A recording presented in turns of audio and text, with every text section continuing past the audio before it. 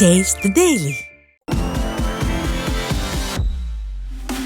கடலூர் மாவட்டம் சித்திரைச்சாவடி பகுதியில் தொடக்க வேளாண்மை கூட்டுறவு கடன் சங்க அலுவலக பணியாளர் ஒருவர் நகையை அடமானம் வைப்பதற்கு லஞ்சம் கேட்கும் வீடியோ வெளியாகியுள்ளது.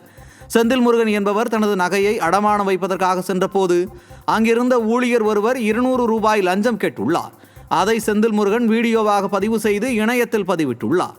அந்த வீடியோ தற்போது அதிகமாக பகிரப்பட்டு வரும் நிலையில் நிர்வாக திறனற்ற ஸ்டாலின் ஆட்சியில் லஞ்சம் தலைவிரித்து ஆடுவதாக பொதுமக்கள் வேதனை தெரிவிக்கின்றனர்.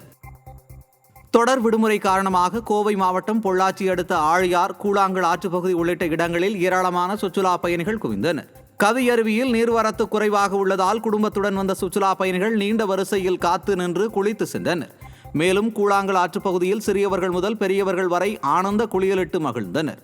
சுற்றுலா பயணிகளின் வருகை அதிகரிப்பால் உள்ளூர் வியாபாரிகள் மகிழ்ச்சி அடைந்தனர்.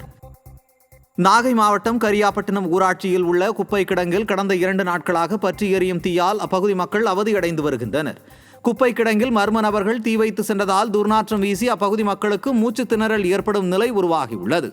எனவே நிர்வாக திறனற்ற ஸ்டாலின் அரசின் ஊராட்சி நிர்வாகம் உடனடியாக தீயை அணைக்க நடவடிக்கை எடுக்க வேண்டும் என அப்பகுதி மக்கள் கோரிக்கை விடுத்துள்ளனர்.